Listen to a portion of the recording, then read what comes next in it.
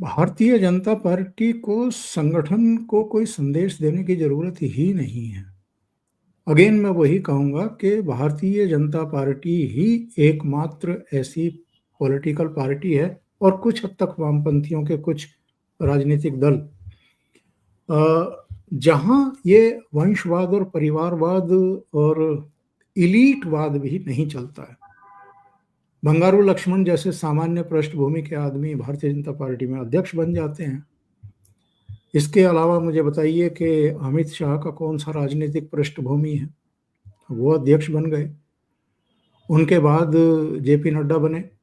उनसे पहले राजनाथ सिंह थे, उनकी कोई राजनीतिक पृष्ठभूमि नहीं, उनके पिताजी कभी राजनीति में नहीं रहे। एक सामान्य कार्यकर्ता वो भारतीय जनता पार्टी के शीर्ष पद पर बैठ सकता है। एक चाय वाले का बेटा देश का प्रधानमंत्री बन सकता है। अटल जी की कौन सी राजनीतिक पृष्ठभूमि थी? वो भी नीचे से संघर्ष करते हुए आए थे और हायर पोस्ट तक पहुंचे थे।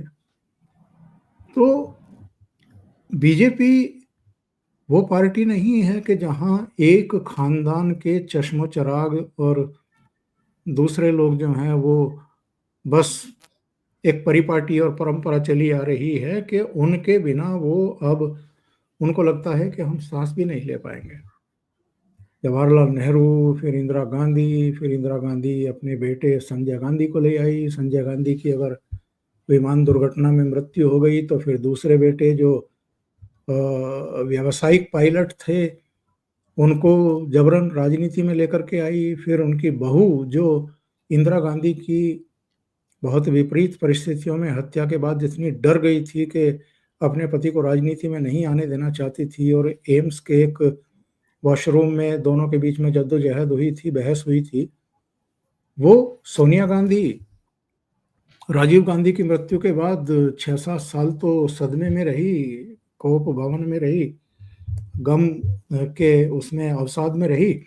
लेकिन 98 में ऐसी एआईसीसी कांग्रेस पार्टी की अध्यक्ष बनी कि सारे रिकॉर्ड तोड़ दिए। एक विदेशी मूल की महिला ऐसी कुंडली मार करके बैठ गई अध्यक्ष पद पे कि अपने बेटे को ही फिर अध्यक्ष पद सौंपा, और जब बेटे ने तैश में आकर के 2019 में रिजाइन किया तो फिर से अंतरिम अध्यक्ष बन के बैठ गई।